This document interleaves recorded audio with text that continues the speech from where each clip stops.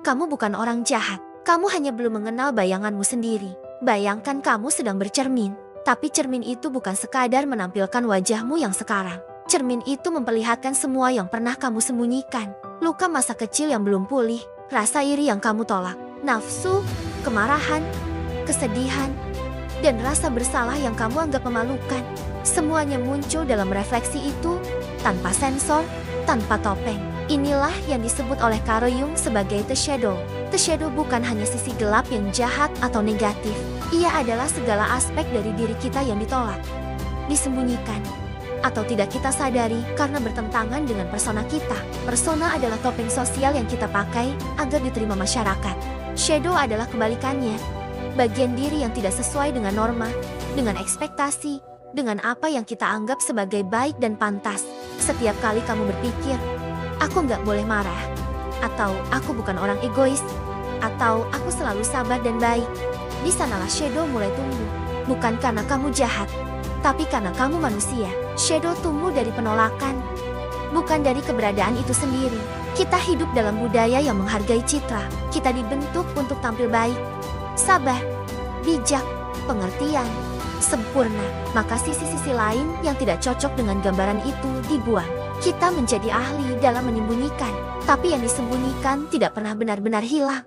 Shadow tetap hidup, bersembunyi dalam bayang-bayang pikiran bawah sadar. Masalahnya, semakin kita menolak shadow, semakin besar kekuatannya, seperti luka yang tidak pernah dirawat.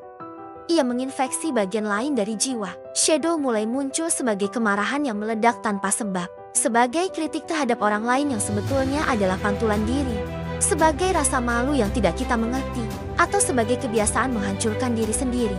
Kesalahan terbesar kita adalah percaya bahwa sisi gelap harus dibasmi. Tapi justru, kata Jung, shadow tidak bisa dibasmi, ia harus diintegrasikan. Kita tidak bisa menjadi terang hanya dengan membayangkan cahaya. Kita harus membuat kegelapan menjadi sadar, membuatnya hadir dalam ruang kesadaran. Bukan untuk dibiarkan lepas, tetapi untuk dikenal, didekati, diterima. Shadow itu seperti bagian tubuhmu yang sakit. Semakin kamu abaikan, semakin ia bernanah dan meracuni seluruh tubuh. Kita semua punya sisi egois, manipulatif, haus kekuasaan, pemalas, penuh amarah. Tapi bukan berarti kita harus menyerah pada itu semua, melainkan mengakuinya dan mengenalnya. Contohnya, kamu mungkin sangat membenci orang narsis, tapi bisa jadi kamu punya kecenderungan narsis yang kamu tolak mati-matian. Kamu suka menyalahkan orang yang pemalas, tapi kamu sendiri takut dianggap pemalas. Jadi kamu kerja mati-matian sampai burnout. Semua yang kamu benci secara berlebihan. Bisa jadi bayanganmu sedang berbicara. Shadow muncul setiap hari.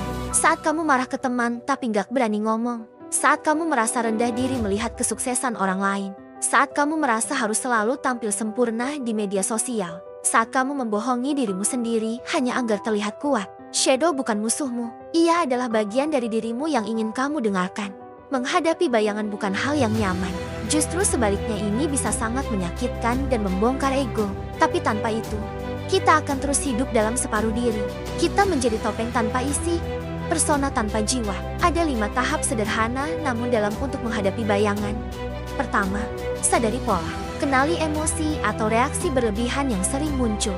Apa pemicunya? Kedua, lakukan refleksi jujur. Tanyakan pada diri sendiri, bagian mana dari diriku yang sedang berbicara sekarang? Ketiga, akui tanpa menghakimi. Shadow bukan dosa, ia adalah bagian dari kompleksitas manusia. Keempat, ekspresikan dengan sadar. Temukan cara sehat untuk menyalurkan sisi gelapmu lewat tulisan, seni, olahraga, terapi. Kelima, bangun integritas. Utuh bukan berarti sempurna, tapi seimbang antara terang dan gelap. Shadow paling sering muncul dalam relasi. Saat pasanganmu terlalu dominan, bisa jadi kamu terlalu takut memegang kendali. Saat kamu sering bertengkar karena merasa tidak dihargai, bisa jadi kamu sendiri belum bisa menghargai diri. Saat kamu merasa dikhianati, mungkin kamu pernah mengkhianati prinsipmu sendiri.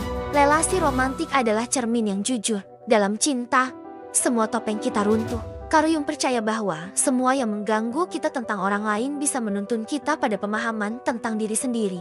Ini bukan berarti kita harus menyalahkan diri, tapi menjadi sadar. Karena saat kita sadar, kita punya pilihan. Pilihan untuk tidak lagi dikendalikan oleh shadow secara tidak sadar. Banyak orang mencari spiritualitas untuk lari dari rasa sakit. Tapi spiritualitas sejati bukan tentang menghindar dari kegelapan. Justru, ia mengajak kita menyelam ke dalamnya dengan sadar. Shadow bukan penghalang menuju pencerahan. Ia adalah pintu masuknya. The cave you fear tend to hold the treasure you seek, kata Joseph Campbell. Jung akan setuju, karena semakin kita berani melihat luka, trauma, rasa malu, dan semua yang kita sembunyikan, semakin kita mendekat pada kebenaran diri. Jung tidak pernah mengajarkan kita untuk jati sempurna. Ia tidak percaya pada kesucian mutlak. Yang ia ajarkan adalah keutuhan. Keutuhan artinya mengenali semua aspek dalam diri baik dan buruk, terang dan gelap. Karena saat kamu mengintegrasikan shadow, kamu tidak mudah dikendalikan oleh emosi. Kamu tidak bergantung pada validasi orang lain. Kamu tidak mudah terpicu oleh dunia luar.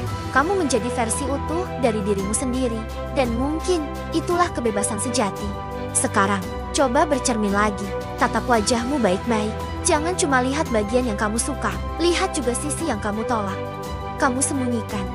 Kamu anggap tidak layak. Beranilah bilang, aku menerima seluruh diriku, termasuk sisi yang aku sembunyikan. Karena disitulah kekuatanmu sebenarnya. Bukan di persona yang kamu tampilkan, tapi di keberanian untuk mengenal siapa dirimu sepenuhnya.